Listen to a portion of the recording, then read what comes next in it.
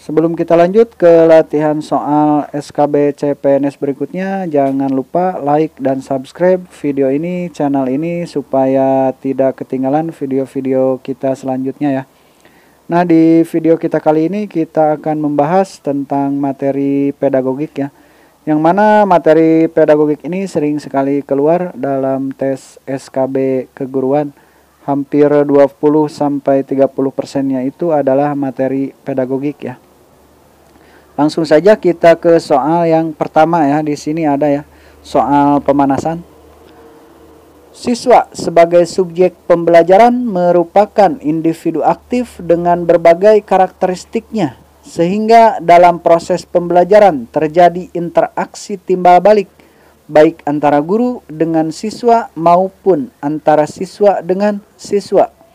Oleh karena itu, salah satu dari kompetensi pedagogik yang harus dikuasai guru adalah A.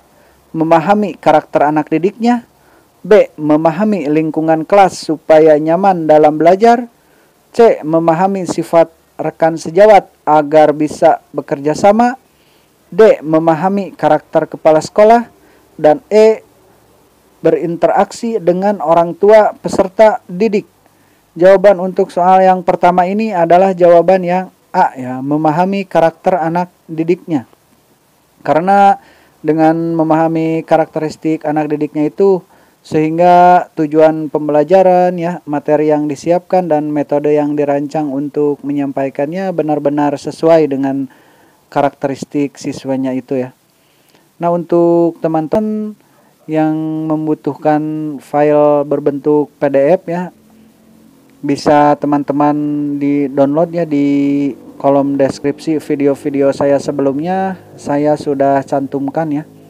Teman-teman tinggal download untuk mempermudah teman-teman dalam belajar ya. Silahkan dicek kembali video-video saya sebelumnya. Lanjut saja kita ke soal nomor 2. Dalam psikologi perkembangan ada dua metode yang sering dipakai dalam meneliti perkembangan manusia, yaitu longitudinal dan cross-seksional. Dengan metode longitudinal, maka peneliti dapat A. Mengamati dan mengkaji perkembangan satu atau banyak orang yang sama usia dalam waktu yang tidak lama. B. Mengamati dan mengkaji perkembangan satu atau banyak orang yang sama usia dalam waktu yang lama. C. Mengamati dan mengkaji perkembangan satu atau banyak orang yang beda usia dalam waktu yang tidak lama. D. Mengamati dan mengkaji perkembangan satu atau banyak orang yang beda usia dalam waktu yang lama. Dan E. Mengamati dan mengkaji perkembangan hanya bisa satu orang saja dalam waktu yang lama. Nah, untuk menghadapi soal-soal seperti ini, teman-teman harus lebih teliti ya, terutama pada jawaban yang hampir sama ya. Jadi, teman-teman harus benar-benar bisa membacanya atau memahaminya kata demi kata ya. Jawaban untuk soal nomor 2 ini adalah jawaban yang B ya. Mengamati dan mengkaji perkembangan satu atau banyak orang yang sama usia dalam waktu yang lama. Nah, dengan metode longitudinal itu penelitian dapat mengamati ya dan mengkaji perkembangan satu atau banyak orang yang sama usia dalam waktu yang lama ya. Sehingga penelitian tersebut mendapatkan hasil yang sangat sempurna ya. Nah, sebagai contoh itu peneliti Louis Terman yang mengikuti perkembangan sekelompok anak jenius ya dari masa prasekolah sampai masa dewasa ya. Waktu mereka sudah mencapai karir dan kehidupan yang mapan, perbedaan karakteristik setiap saat itulah yang diasumsikan sebagai tahap perkembangan ya. Penelitian dengan metode longitudinal itu mempunyai kelebihan ya, yaitu kesimpulan yang diambil lebih meyakinkan ya, karena membandingkan karakteristik anak yang sama pada usia yang berbeda-beda. Nah, sehingga setiap perbedaan dapat diasumsikan sebagai hasil perkembangan dan pertumbuhan. Akan tetapi metode ini juga memiliki kekurangan ya.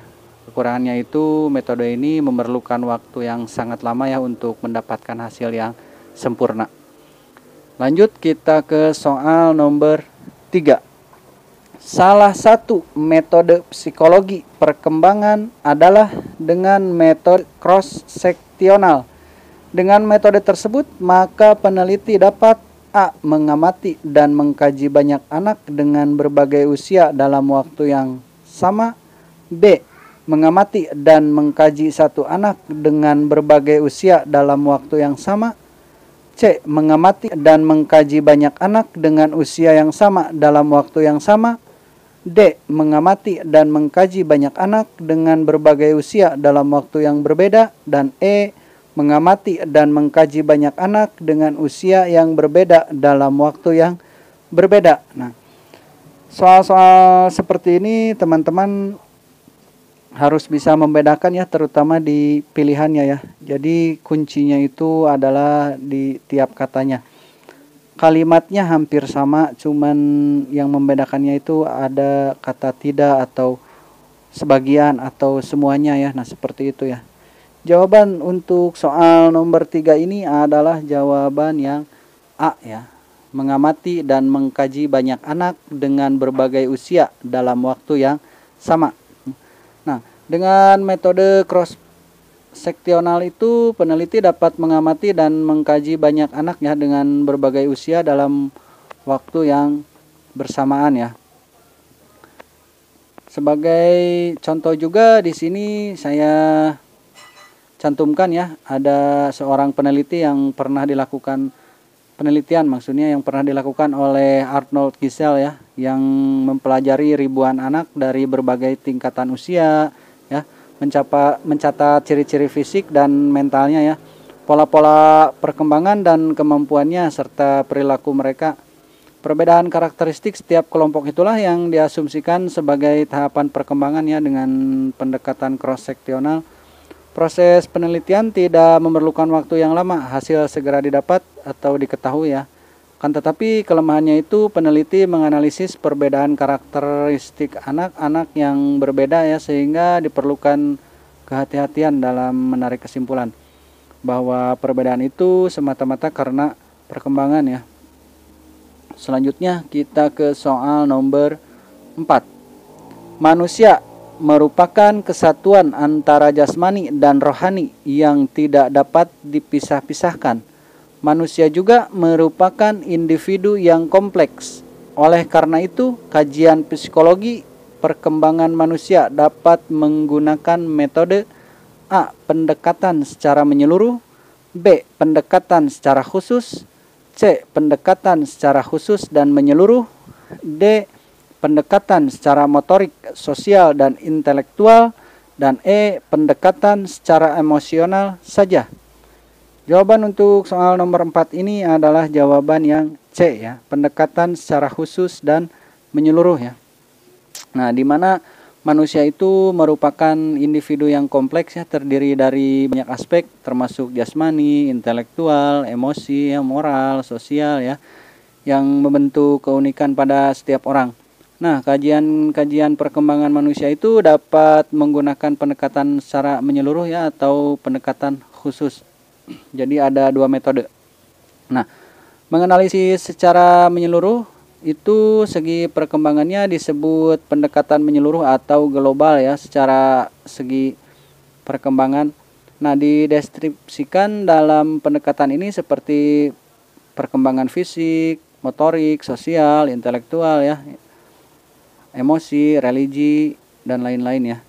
Nah, sedangkan pendekatan khusus itu untuk mempermudah penelitian ya, pembahasan dapat dilakukan per aspek ya, seperti peneliti yang memfokuskan kajiannya pada perkembangan aspek fisik saja atau aspek intelektual saja ya, aspek moral saja, dan lain sebagainya ya. Selanjutnya kita ke soal nomor 5. Jean Jacques merupakan ahli pendidikan beraliran liberal yang menjadi pendorong pembelajaran discovery. Rousseau mulai mengadakan kajian pada 1800-an. Menurutnya, perkembangan anak terbagi menjadi beberapa tahap, yaitu A. masa bayi, masa anak, dan masa remaja.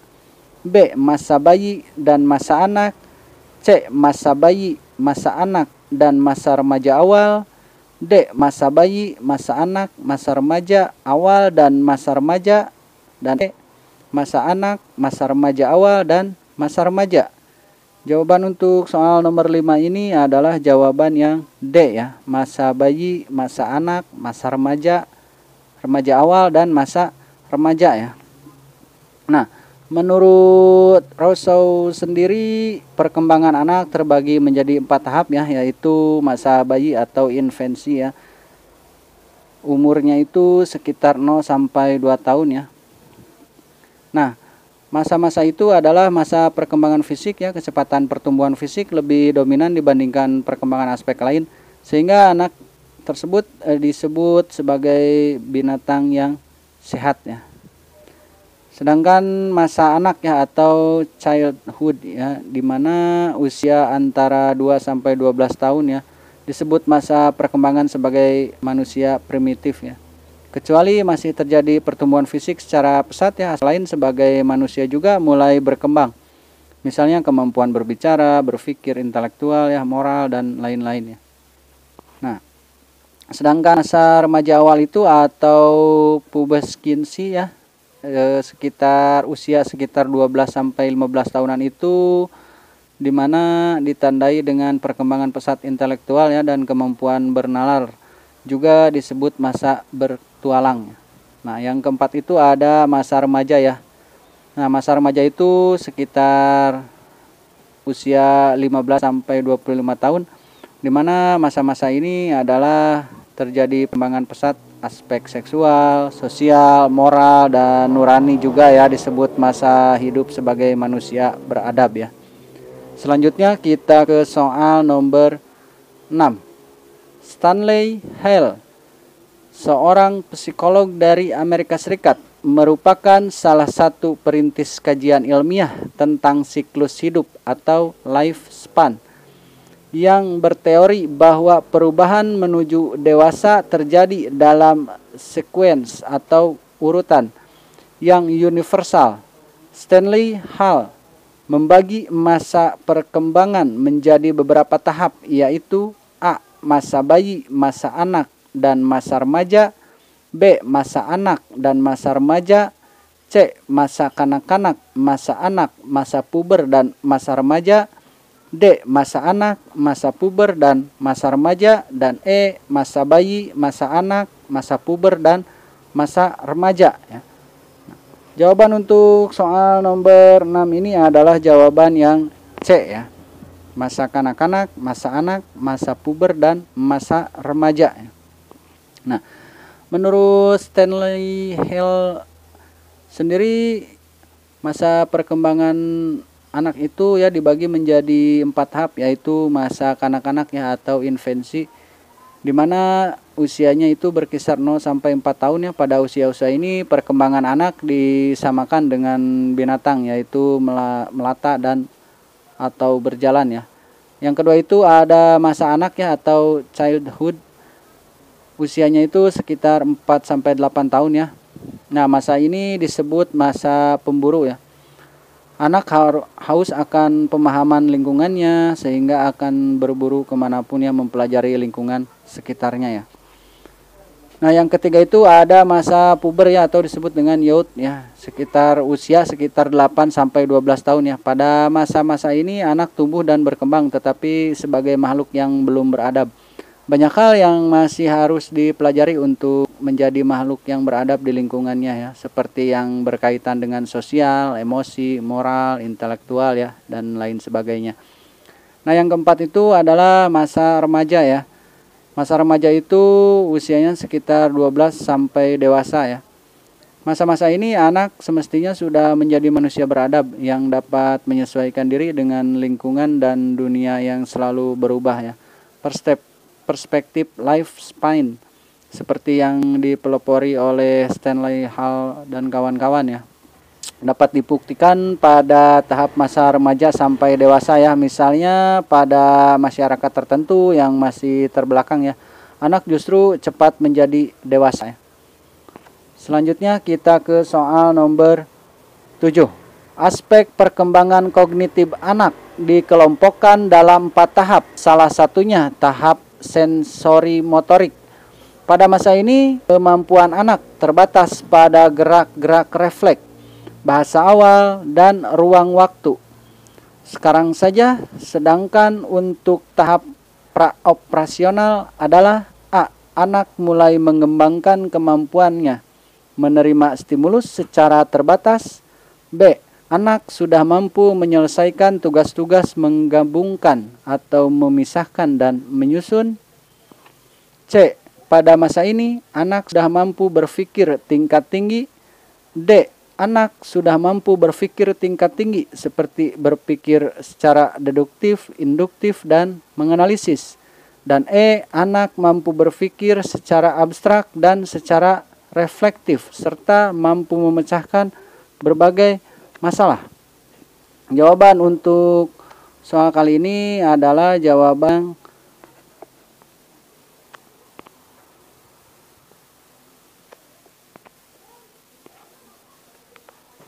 A ya. Anak mulai mengembangkan kemampuan menerima stimulus secara terbatas ya.